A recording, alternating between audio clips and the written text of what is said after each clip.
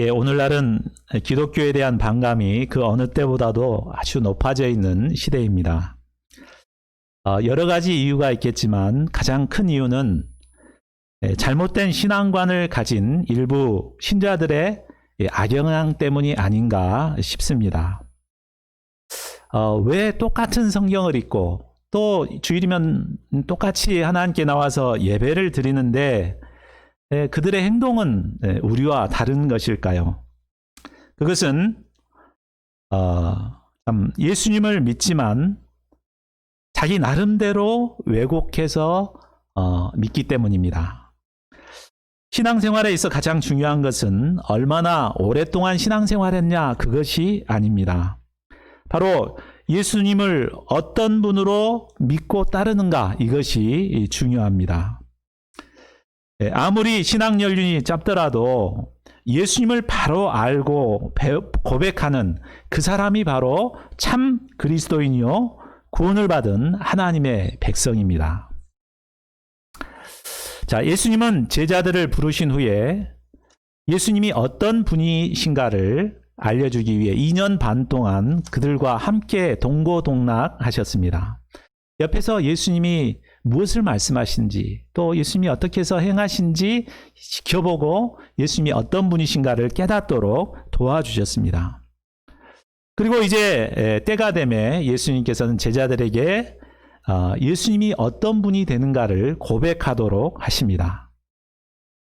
자, 그렇다면 이 시간 예배를 드린 우리는 과연 예수님을 어떤 분으로 믿고 고백하고 계십니까? 자, 오늘 본문 말씀을 통해서 다시 한번 우리가 믿고 따르는 예수님이 어떤 분이신가 깊이 영접하고 고백하는 시간이 될 수 있기를 기도합니다. 자, 13절을 보십시오. 예수님께서 제자들과 함께 빌립보 가이사랴 지방에 이르실 때였습니다. 지도를 보시면 알겠지만 이 갈릴리 빌립보 가이사랴 지방은 빨간 걸로 표현되어 있죠. 그래서 갈릴리 호수에서 북쪽으로 약 40km 떨어진 곳에 위치해 있습니다. 또 이곳은 만년설로 이렇게 유명한 그 헬몬산 남쪽에 자리 잡고 있습니다. 그래서 항상 깨끗한 물이 흘러나오고 또 그 유대 땅은 굉장히 광야가 많은데 이렇게 푸르른 나무들이 이렇게 자라고 있는 곳입니다. 제자들은 이국적인 이런 분위기에 마치 해외여행이라도 온 것처럼 아주 한껏 고무되어 있었을 것입니다. 시기적으로 보면 예수님께서 제자들을 부르신 지 한 2년 반 동안 그들과 함께 하신 후였습니다. 그리고 이 갈릴리 중심의 사역을 마치시고 이제 본격적으로 예루살렘 중심의 메시아 사역을 이루고자 하실 때였습니다. 예수님은 이곳에서 제자들과 함께 길을 가시다가 돌발 질문을 하십니다. 자, 어떤 질문입니까? 사람들이 인자를 누구라 하느냐라는 질문을 하시죠. 이 질문은 보통 일반 사람들이 예수님을 어떻게 알고 있는지를 묻는 질문이었습니다. 다 다른 사람들이 예수님을 어떻게 알고 있는가? 이것을 우리가 왜 알아야 할까요? 그것은 다른 사람들의 일반적인 견해를 알고 난 뒤에 그 위에 자기의 주관적인 견해를 갖게 될 때 그것은 좀 더 객관적이고 진실에 가까울 수 있기 때문입니다. 그렇죠? 만일 다른 사람들의 견해를 전혀 모르는 채 오로지 자기 주관적인 견해만 가지고 판단하게 된다면 다소 편협하고 자기중심적인 견해에 빠질 위험이 있습니다. 이단 사이비에 빠진 사람들이 주로 그런 사람들입니다. 그들은 오로지 한 가지 정보만을 반복해서 듣습니다. 그렇기 때문에 그들이 가르쳐준 그대로만 판단을 합니다. 그 틀에서 벗어나지를 못합니다. 우리가 보다 객관적인 견해를 갖기 위해서는 다양한 사람들의 견해에 대해서도 귀를 기울일 수 있어야 합니다. 사람들이 기독교에 대해서, 예수님에 대해서 어떻게 생각하는가 이런 것에 우리가 귀를 기울여야 됩니다. 자, 14절을 보십시오. 예수님의 이 첫 번째 질문에 제자들은 한 목소리로 대답합니다. 이르되 더러는 세례 요한, 더러는 엘리야, 어떤 이는 예레미야나 선지자 중에 하나라 하나이다. 자, 일반 사람들의 예수님께 대한 견해는 아주 다양했습니다. 물론 사람들이 이렇게 예수님을 보는 견해대로 예수님 안에는 이런 요소들이 담겨 있습니다. 세례 요한의 요소, 또 엘리야의 요소, 예레미야나 선지자 중에 하나의 요소들이 다 예수님 안에 있습니다. 세례 요한은 회개 세례를 강력하게 전파했던 사람입니다. 그러니까 예수님도 회개 세례를 전파했죠. 회개하라고 막 말씀하셨죠. 또 엘리야는 굉장히 능력의 종이었거든요. 그러니까 엘리야처럼 능력의 역사를 이루셨습니다. 예레미야는 눈물의 선지자였습니다. 그래서 예수님도 참 불쌍히 여기시면서 막 눈물을 흘릴 때가 있으셨습니다. 또 선지자는 하나님의 말씀을 대언하는 자죠. 그러니까 예수님도 하나님의 말씀을 막 가르치셨습니다. 그러니까 이 예수님 안에 이런 것들이 다 있죠. 자, 사람들은 예수님의 이 부분만을 보고 나름대로 예수님은 저런 분이다, 예수님은 이렇다, 이렇게 판단했습니다. 회개를 강조하시는 걸 보니까 분명히 세례 요한이다. 아니야, 능력이 많은 걸 보니까 엘리야야. 무슨 말씀? 눈물을 흘리는 걸 보니까 예레미야가 분명해. 뭐 이렇게 판단한 것입니다. 사람들은 이처럼 자신들이 알고 경험한 것에 기초해서 예수님을 판단합니다. 그러나 이런 것은 마치 장님이 코끼리 만지는 것처럼 일부분에 불과합니다. 그렇죠? 장님이 코끼리 다리를 만들면 코끼리는 기둥과 같은 존재야, 이렇게 하고, 배를 만지는 장님은 코끼리는 벽 같은 존재야, 뭐 이렇게 판단을 하겠죠. 그러니까 자기들의 경험에 의해서 예수님을 이렇게 판단하는 것입니다. 그러나 사람들의 판단 그 이상의 존재가 바로 예수님입니다. 예수님은 우리가 아는 것 이상으로 더 크고 넓고 깊으신 분이십니다. 예수님 안에는 지혜와 지식의 모든 보화가 담겨져 있습니다. 그런데도 자신이 조금 체험했던 얄팍한 경험에 기초하여 예수님을 다 안다고 판단하는 것은 얼마나 어리석은 일입니까? 예수님을 바로 알기 위해서는 우리가 예수님을 만나야 합니다. 그리고 예수님과의 깊은 인격적인 사귐을 가져야 합니다. 그럴 때 비로소 예수님이 이런 분이시구나, 이렇게 깨달을 수 있습니다. 저희 어머님이 어려서부터 자주 저에게 하셨던 말씀이 있습니다. 그것은 사람은 겪어봐야 아는 것이다, 이런 말씀을 많이 하셨어요.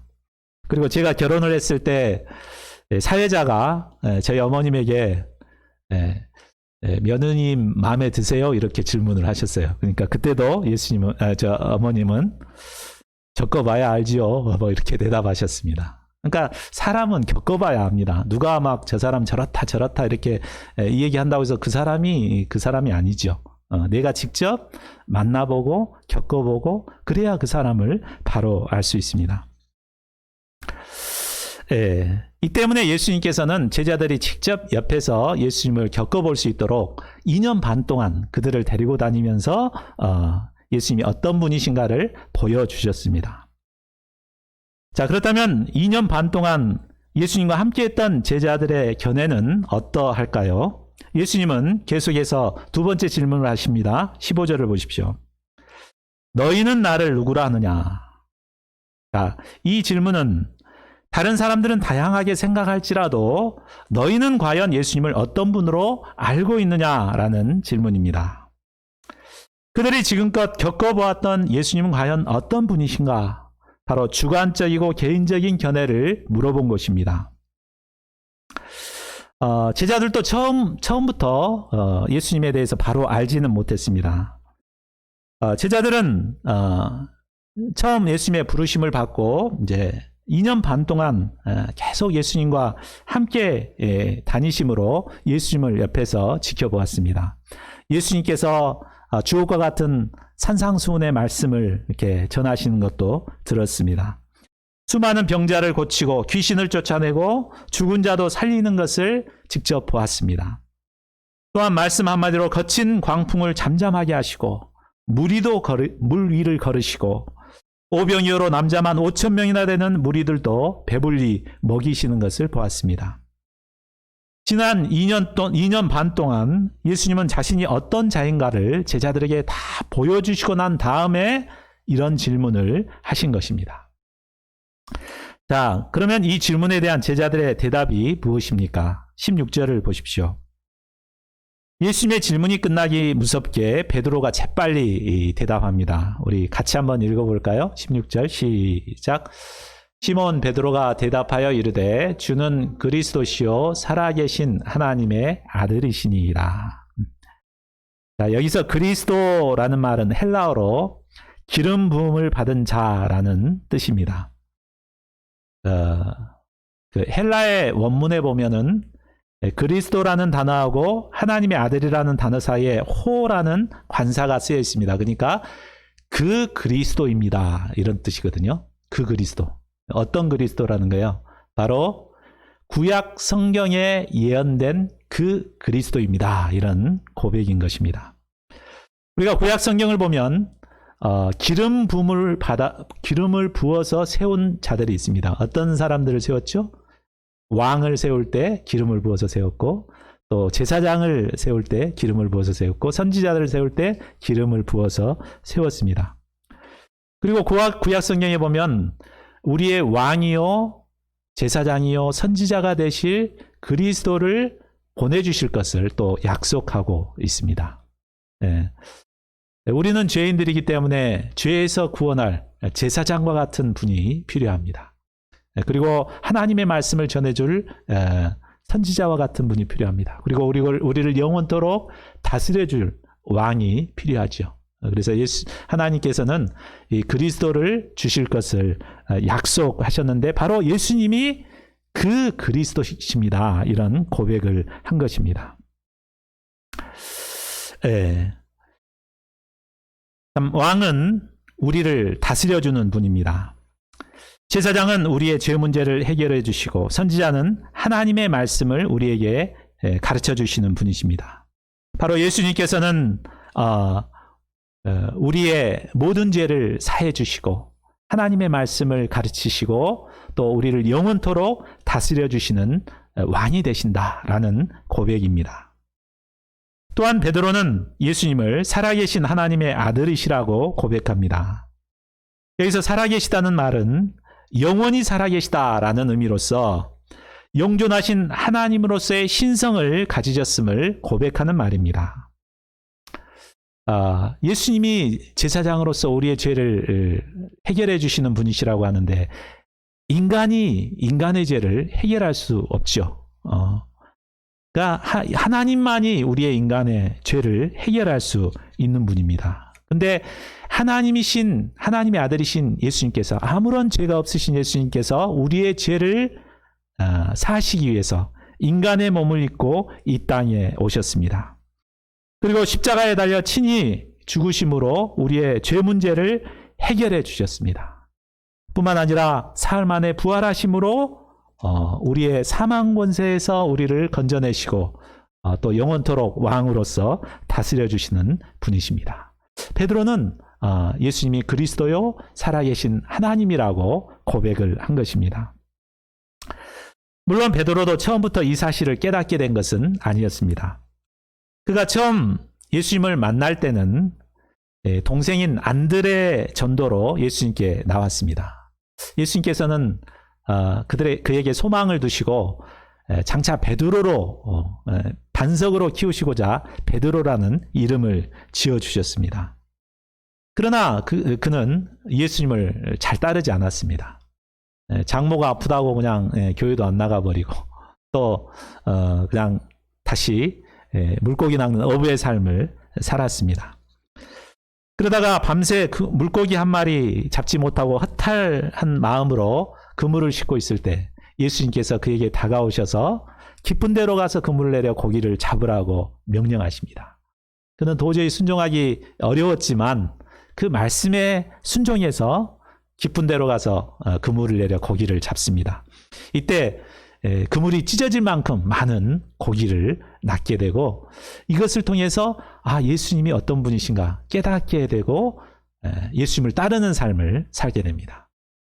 이후로도 계속해서 그는 2년 반 동안 예수님을 따르면서 예수님이 어떤 분이신가를 옆에서 지켜보고 내린 결론이 바로 예수님은 구약에 약속하신 그리스도시구나. 하나님 살아계신 하나님의 아들이시구나. 이것을 깨닫고 고백하게 된 것입니다. 베드로의 이 신앙 고백은 기독교 신앙에 있어서 아주 근본이 되고 기초가 되는 아주 중요한 고백입니다. 그러나 그렇기 때문에 신자라면 누구나 이런 고백을 해야 합니다. 왜 이런 고백을 해야 할까요? 그것은 첫째로 우리가 신앙 고백을 할 때 예수님과의 사랑의 관계성이 더욱 깊어지기 때문입니다. 우리나라 사람들은 고백하는 것에 대단히 어색해합니다. 특히 우리나라 남자들은 고백하는 걸 굉장히 좀 어색해하죠. 꼭 그걸 말로 해야 돼. 내가 말 안 해도 알잖아. 뭐 이렇게 이제 부부간에도 잘 표현을 하지 않습니다. 그런데 그 인꼬 부부 하면 딱 떠오르는 사람이 누굽니까? 최수종 하희라 부부죠. 거기 보면은 막 건수만 있으면 막 이벤트를 하고 막 사랑 고백을 하고 막 이렇게 합니다. 그렇기 때문에 굉장히 갈수록 사랑이 더 깊어지고 30년이 가까워 결혼 30년이 가까워 가는데도 참 깊은 사랑의 관계성을 맺고 있는 것을 볼 수 있습니다. 그러니까 예수님과 나와의 관계도 마찬가지입니다. 우리가 예수님께 입술로 고백을 할 때 예수님과 나와의 관계가 더욱더 깊어지는 것이에요. 그렇기 때문에 예수님께서는 이런 질문을 통해서 제자들에게 고백을 하도록 유도하신 것입니다. 자, 둘째로 우리가 예수님께 대한 신앙 고백을 할 때 구원의 은혜를 누리게 됩니다. 로마서 10장 9절 10절은 말합니다. 내가 만일 내 입으로 예수를 주로 시인하며 또 하나님께서 그를 죽은 자 가운데서 살리신 것을 내 마음에 믿으면 구원을 받으리라. 사람이 마음으로 믿어 의에 이르고 입으로 시인하여 구원에 이르느니라. 자, 시인하고 고백한다는 것은 입술로만이 아니라 삶 속에서 예수님이 나의 그리스도임을 시인하는 삶을 사는 것을 말합니다. 초대교회 성도들의 경우에는 예수님을 시인한다는 것이 쉬운 일이 아니었습니다. 그것은 곧 죽음을 뜻하기도 했습니다.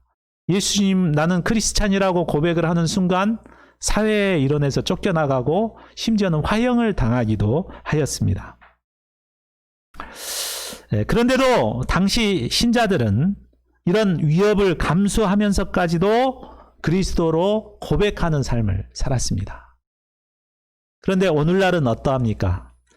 참 오늘날도 그때만은 못하지만 사회 분위기를 보면 참 고백하기 힘든 시대인 것을 볼 수가 있습니다. 크리스찬이라고 하면 사람들이 막 손가락질을 하고 이런 것 같아서 자기가 크리스찬이라는 것을 드러내지 못하고 살아갑니다. 그러나 예수님께서는 우리가 이런 시대 가운데서도 입술로뿐만 아니라 삶을 통해서 고백하는 삶을 살기를 원하십니다. 우리가 예수님이 그리스도라는 것을 믿는다면 우리의 삶을 통해서도 이런 고백의 삶이 있어야 합니다. 세상 사람들이 어떻게 본다 할지라도 쫄지 않고 담대히 그리스도로 고백하는 삶을 살아가는 저희들이 될 수 있기를 기도합니다. 그래야 할 때 예수님께서는 나의 그리스도가 되어 주셔서 우리의 인생을 인도하시고 책임져 주십니다. 자, 17절을 보십시오. 예수님께서는 베드로가 이를 알게 된 것이 혈육이 아니요 하늘에 계신 내 아버지시니라고 말씀하십니다. 사실 2년 반 동안 예수님을 따라다녔다고 해서 누구나가 다 예수님을 그리스도로 알고 고백하는 것은 아닙니다. 그렇죠? 이 가룟 유다의 경우를 보면 그는 무한한 예수님의 그 사랑을 받은 자입니다. 그래서 특별히 동꾀를 맡을 정도로 신임하고 그를 이제 사랑했습니다. 그런데도 그는 2년 반 동안 똑같이 예수님을 따랐는데도 고백하지 않습니다. 신앙 고백이 없다 보니까 뒤에 어떻게 됩니까? 예수님을 은 30에 팔아넘기는 죄를 범하게 됩니다. 이것을 보면 베드로가 잘나고 똑똑해서 예수님이 그리스도임을 깨닫게 된 것이 아님을 알 수 있습니다. 바로 하나님 아버지께서 깨닫게 해주셨기 때문에 알 수가 있었던 것입니다. 에베소서 1장 17절은 이것에 대해 좀 더 자세히 말씀해주고 있습니다. 우리 같이 한번 읽어볼까요? 시작. 우리 주 예수 그리스도의 하나님의 영광의 아버지께서 지혜와 계시의 영을 너희에게 주사 하나님을 알게 하시고, 하나님께서 지혜와 계시의 영으로 깨닫게 해주실 때 비로소 예수님이 어떤 분이신가를 알게 되는 것입니다. 성령께서 깨닫게 해주시면 2년 반까지 갈 필요도 없습니다. 오늘 처음 나오신 분이 있는데 성령께서 깨닫게 해주시면 바로 예수님이 그리스도라는 사실을 이 시간에 깨닫고 영접할 수가 있는 것입니다. 아직도 내 마음에 예수님이 그리스도라는 사실을 깨닫지 못하는 분이 혹시 계십니까? 그렇다면은 성령께 기도하시기 바랍니다. 성령께서 깨닫게 해주시도록 예수님이 그리스도 되심을 깨닫게 해주시도록 간절히 기도해야 되겠습니다. 자, 이제 예수님께서는 신앙 고백을 한 베드로를 축복하십니다. 18절을 보십시오. 또 내가 네게 이르노니 너는 베드로라. 내가 이 반석 위에 내 교회를 세우리니 음부의 권세가 이기지 못하리라. 자, 여기서 반석은 무엇을 말합니까? 바로 베드로의 신앙 고백을 의미합니다. 그런데 카톨릭에서는 이 반석을 베드로 한 사람만 가리킨다고 해석을 합니다. 그래서 베드로의 뒤를 이어서 로마 교황이 된 사람도 똑같은 권위가 계승된다, 이렇게 말하죠. 그래서 중세 때는 하늘문을 열고 닫을 권세를 가졌기 때문에 면죄부도 막 돈을 받고 팔고 막 이런 일을 자행했습니다. 그러나 베드로가 아무리 훌륭하고 참 예수님이 그리스도라는 것을 깨달았다 하더라도 그는 여전히 연약한 인간에 불과합니다. 그는 단 몇 분도 지나지 않아서 예수님께로부터 사탄이라는 책망을 듣게 됩니다. 또 뒤에는 자신이 예수님을 모른다고 3번씩이나 부인하는 허물을 드러냅니다. 이렇게 연약한 그가 어떻게 교회의 반석이 될 수 있습니까? 예수님께서 말씀하신 교회의 반석은 바로 베드로가 아니라 베드로가 고백했던 바로 신앙 고백을 의미합니다. 교회는 베드로가 고백한 이 신앙 고백의 기초 위에 세워진 것이 바로 교회입니다. 교회는 외형적인 건물이나 조직을 갖춘 것이 아닙니다. 예수님이 나의 그리스도시요 살아계신 하나님의 아들이시라는 이 신앙 고백의 기초 위에 세워진 것이 바로 교회입니다. 그렇기 때문에 음부의 권세가 이 교회를 넘어뜨릴 수 없는 것입니다. 자, 19절을 보십시오. 예수님은 신앙 고백을 한 베드로에게 천국 열쇠를 주십니다. 내가 천국 열쇠를 내게 주리니 내가 땅에서 무엇이든지 매면 하늘에서도 매일 것이요 내가 땅에서 무엇이든지 풀면 하늘에서도 풀리리라. 자, 이 천국의 열쇠 역시 베드로에게만 준 것이 아닙니다. 바로 베드로와 같이 신앙 고백을 한 모든 자에게 예수님께서 주시는 것입니다. 하나님께서는 신앙 고백을 한 자들을 통해서 구원의 역사를 이루어 가십니다. 신앙 고백을 한 자가 실제 삶에서 입을 다물고 복음을 전하지 않는다면 아무런 역사가 일어나지 않습니다. 천국의 문은 닫혀버립니다.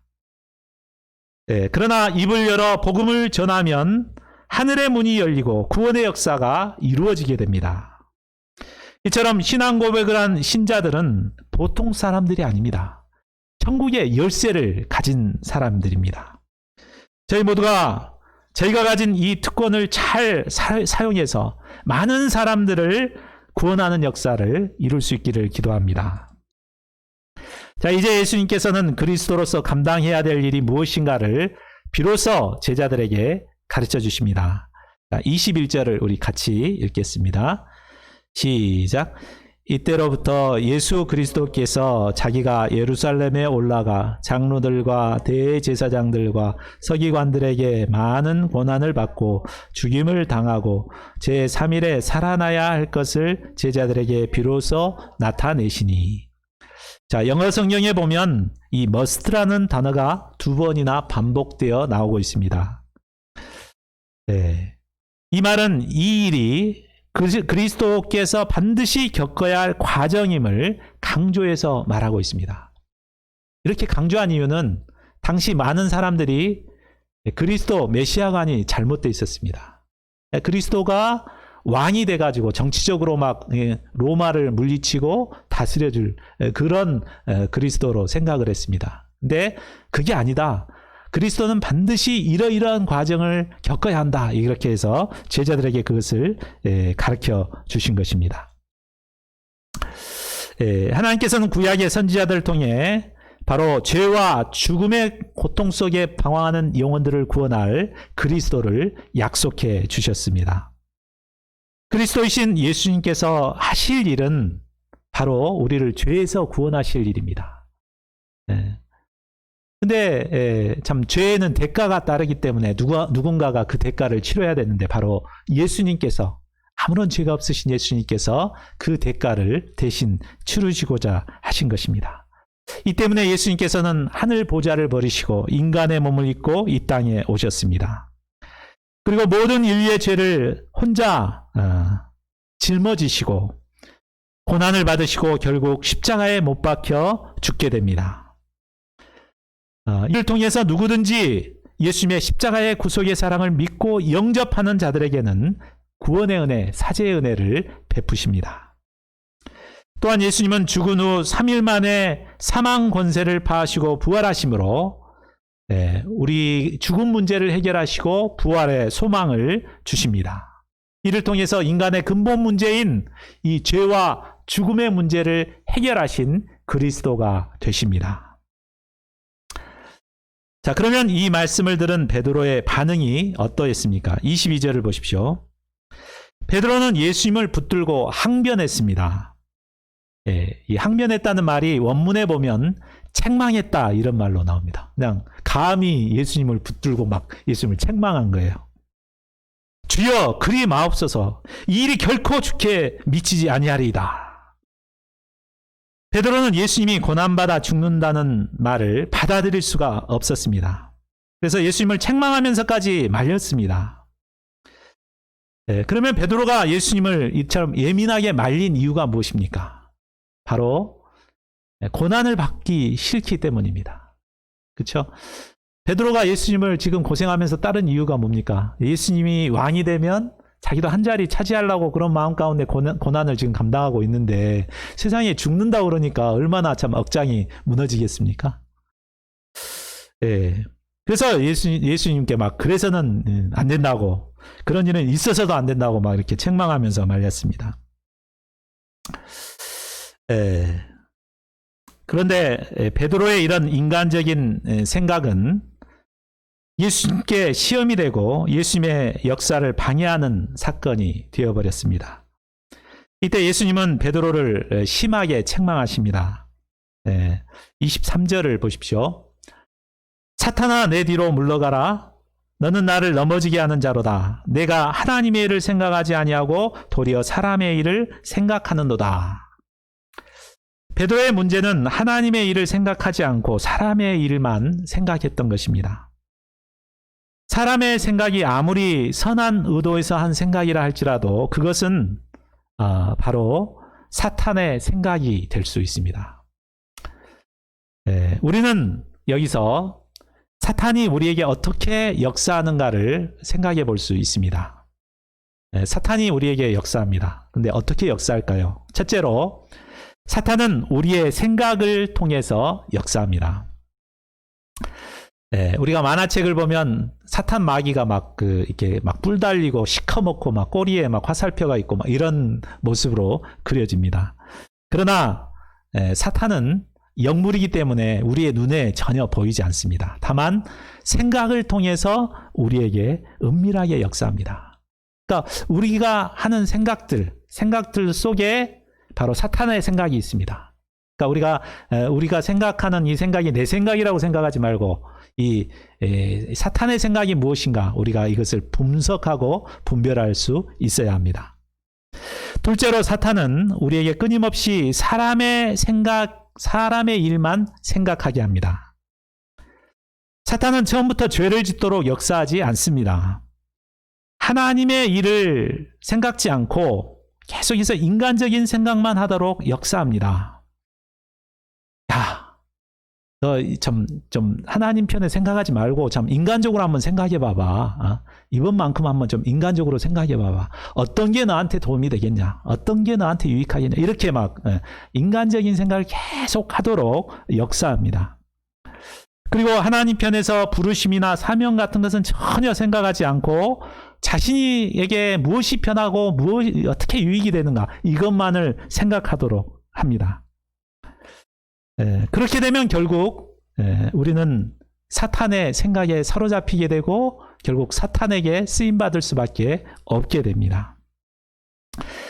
그러므로 우리는 영적으로 분별하여서 우리의 생각을 통해서 역사하는 이 사탄의 역사를 분별하고 물리칠 수 있어야 합니다. 우리가 말세 지말의 시대라고 말합니다. 사탄은 우는 사자처럼 삼킬 자를 찾아다닙니다. 그래서 늘 인간적인 생각을 우리에게 심습니다. 우리가 이런 시대 가운데 영적인 분별력을 가지고 사탄의 생각을 물리칠 수 있기를 기도합니다. 자, 베드로를 책망하신 후 예수님은 제자들에게 올바른 제자의 길을 가르쳐 주십니다. 24절을 보십시오. 이에 예수께서 제자들에게 이르시되 누구든지 나를 따라오려거든 자기를 부인하고 자기 십자가를 지고 나를 따를 것이니라.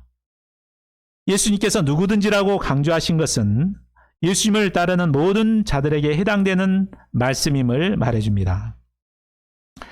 예수님을 따르는 자들은 모두가 자기를 부인하고 자기 십자가를 지고 예수님을 따라야 합니다.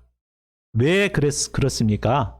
바로 예수님께서 자기를 부인하고 자기 십자가를 지고 가셨기 때문에 예수님을 따르기 위해서는 우리도 예수님과 같이 자기를 부인하고 자기 십자가를 지고 따라야 되는 것입니다. 자기를 부인하는 것은 자기의 인간적인 생각과 자기 계획과 자기 욕심을 부인하는 것을 말합니다. 이 사탄과 정반대죠. 사탄은 계속해서 자기 것만 생각하게 합니다. 그런데 예수님은 자기를 부인하라고 하십니다. 그리고 나서 자기 십자가를 지라고 하십니다. 자기 십자가란 하나님께서 나에게 맡겨주신 고유한 십자가를 말합니다. 이 십자가는 남이 져줄 수가 없고 오직 내가 져야만 하는 십자가입니다. 또한 십자가라는 말은 우리가 이제 십자가를 지금 막 목에 걸고 다니고 막 자랑스럽게 생각하는 사람도 있지만 과거 십자가는 굉장히 저주스러운 것의 상징이었습니다. 저주와 고통의 상징이었죠. 십자가라는 표현은 부담스럽고 저주스럽고 보고 싶지 않고 피하고 싶고 이런 것을 말합니다. 자기 십자가를 져야 되는데 요즘 이 시대는 십자가를 지기를 싫어합니다. 편안함을 추구하는 시대다 보니까 조금만 힘들고 어려우면 안 가려고 합니다. 그래서 우리 같이 조금하고 개척하는 교회에는 인기가 없습니다. 아무런 부담 없이 다닐 수 있는 그런 곳을 찾습니다. 그러나 그것은 예수님을 따르는 길이 결코 아닙니다.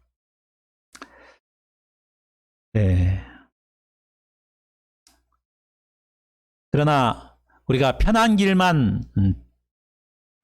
편할 것 같이 이렇게 그 길을 가지만 그런 삶이 과연 편할까요? 전혀 그렇지 않습니다. 죄악의 낙을 누릴 때 잠시 행복을 얻는 것 같지만 그 내면은 지옥의 고통을 느끼게 됩니다. 반대로 부담스럽고 힘들지만 어찌하든지 자기 십자가를 지고자 할 때 오히려 스피릿이 있고 기쁨이 있고 삶의 보람과 행복을 느끼게 됩니다. 자, 25, 26절을 보십시오. 사람들이 십자가를 지지 않으려는 것은 자기 목숨을 구원하고자 하기 때문입니다. 그러나 그런 자들은 결국 자신이 그처럼 귀하게 여기는 목숨을 잃어버리는 어리석음을 범하게 됩니다. 그렇지만 자신의 목숨을 아끼지 않고 십자가를 지는 자들은 결국 영생의 축복을 누리게 됩니다. 자기 십자가를 지느냐 마느냐는 바로 생명을 얻느냐 잊느냐를 결정하는 아주 중대한 문제입니다. 힘들고 죽을 것 같지만 믿음으로 자기 십자가를 질 때 우리는 풍성한 생명의 열매를 얻을 수 있습니다. 자, 마지막으로 시를 하나 소개하고 말씀을 마치려 합니다. 시인들이 가장 애송하는 시 중에 하나가 바로 김춘수님의 꽃이라는 시라고 합니다. 네, 내가 그의 이름을 불러주기 전에는 그는 다만 하나의 몸짓에 지나지 않았다. 내가 그의 이름을 불러주었을 때 그는 나에게로 와서 꽃이 되었다. 내가 그의 이름을 불러준 것처럼 나의 이 빛깔과 향기에 알맞은 누가 나의 이름을 불러다오. 그에게로 가서 나도 그의 꽃이 되고 싶다. 우리들은 모두 무엇이 되고 싶다. 너는 나에게, 나는 너에게 잊혀지지 않는 하나의 의미가 되고 싶다. 이게 바로 예수님의 마음이 아닌가 싶어서 이 시를 소개했습니다. 예수님은 우리에게 막연한 존재로 계시기를 원치 않으십니다. 시의 꽃처럼 의미 있는 존재로서 우리와 함께하기를, 우리 곁에 계시기를 원하십니다. 이를 위해서 우리에게 필요한 것이 무엇입니까? 날마다 예수님이 나의 그리스도이심을 깨닫고 고백하는 삶을 사는 것입니다. 이때 예수님께서 꽃이 되어 우리와 함께 하실 것입니다. 저희 모두가 예수님께 날마다 믿음의 신앙 고백을 드림으로 예수님과 함께 생명의 길을 가는 자들이 될 수 있기를 간절히 기도합니다.